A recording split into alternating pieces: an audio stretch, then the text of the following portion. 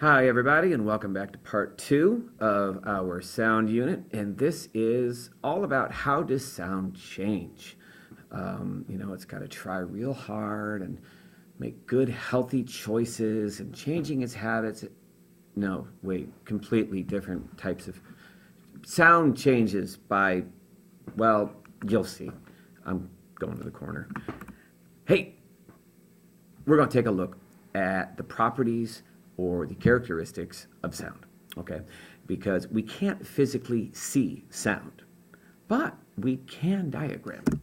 Oh, yes, we can, because, parts is parts. This is a typical wave diagram. And if you've ever been playing around on your iMovie and on your iPad or your phone, and you look underneath the video and there's that little squiggly line, that little squiggly line is actually the sounds that is going on in your video. You'll note that when it's really loud, that squiggly line is great, big, and huge. And when it's really quiet, that line's real tiny and small and flat. True story. The crest of the wave is the peak of the wave, or the very, very top. Oh, look, I bet you want to write that down on your worksheet. Just a subtle hint. The second one is called the trough. Now, this is at the bottom of the wave. And if you've ever been swimming in the ocean, you can think of it this way. Here's you, the little star, standing on the bottom of the ocean. The waves, or the water rather, is right around your waist. And here comes a great big wave over the top of you. Well, that part right at the very, very top, that is the crest. And when you're in between the waves, and there's a great big huge wave right there, and there's another great big huge wave right there, and you're right in between them, you're in the trough of the wave, or the bottom. Make sense? Sure. Wave height, well, this refers to the distance from the middle of the bar to the crest. Or, to put you back out in the ocean, the water, it's right here on your waist, right? Well, if the crest of the wave is right here over the top of your head, that's the wave height, from the water to the top of the wave. Or in this case, the middle of the bar, or that green line.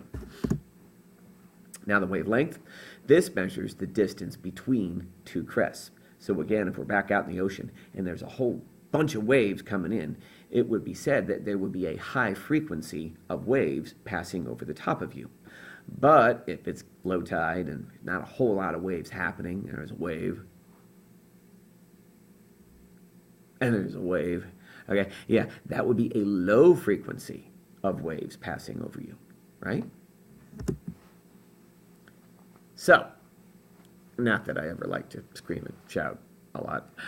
How loud can it get?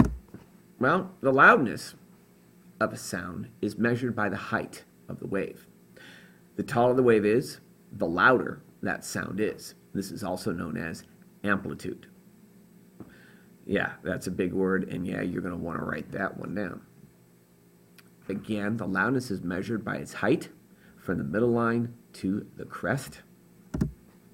Amplitude refers to how loud or quiet a sound is. Amplitude is measured in units that are called decibels. Not decibels, but decibels. The abbreviation for decibels is a little d and a big B. Oh, it's him. Do you want Hal? He has a question.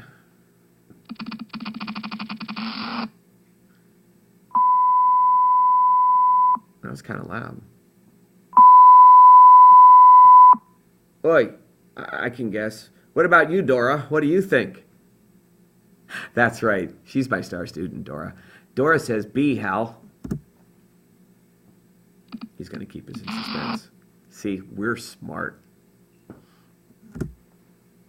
So, if we were to chart B's sound on the bar graph thing there, it might look like that, with the crest getting right up here, right on the very top and the very bottom of the wave, as it spreads out evenly from the center line. But if we take a look at A, not quite as loud, and it would look more like the red line, where it's a shorter wave height. Sound B is going 2 full bars up, whereas sound A is just going 1 bar up. Make sense? Sure it does. Notice the difference in the heights of the wave from the center to the top or from the crest, right? A, big. B, not so much. Buzz, buzz, buzz went the honeybee. Sing along, twiddly diddly dee went the bird. Come on, I know you know this one. What do you mean you've never heard of that song? Really? Kids these days. So what determines how high or low a sound is? Well, the distance from the crest of one wave to the next determines how high or low it is. We refer to this in terms of sound as its pitch. Not throwing the baseball or the softball, but pitch refers to how high or how low a sound is. It's bold-faced. The longer the distance between the crest, the lower the sound will be. The shorter the distance between the crests, the higher the sound will be. The distance between the two crests is known as frequency. Frequency is measured in a unit that is referred to as hertz. Because if it gets too high, it hurts. Okay, not really. Oh, kind of, yeah.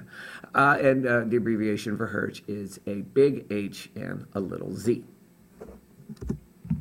It's him again. No, I didn't. Picks on me. All right, here we go. You ready? I can do this one. That was uncomfortable. That was, what do you think, Dora? Yeah. A, definitely A. Much higher pitch than sound B. Again, if we were to map these sounds, sound B might look like this. It's loud, frequency close together. If you look at the wavelengths, they're kind of close together. But if we stick A on there, not only is it melting my earlobes, but you see how close together the crests are. Many more waves passing over a point at the same time. Again, to put you back in that ocean, right here, here's sea level. Here's you standing here. You got 3 waves passing over you in, say, a minute's time. But over here in this ocean, you got many much more than 3 passing over you within a minute's time. And that is what determines the frequency, the number of waves that pass over a given point in a fixed amount of time, usually measured in what are called milliseconds, which is a really short amount of time. I just said all of that. Yes, I did. With sound A, the wavelengths are much shorter and the tone is much higher in pitch. In fact, sound A is 4,000 hertz higher than sound B. True story. Oh, bad things are going to happen.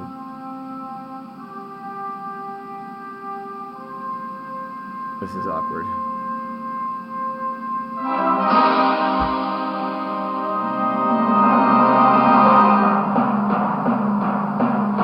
Seriously, Hal.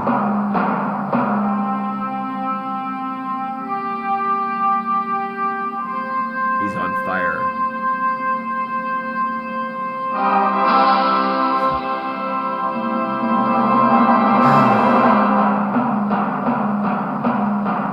Well played, Hal. Well played.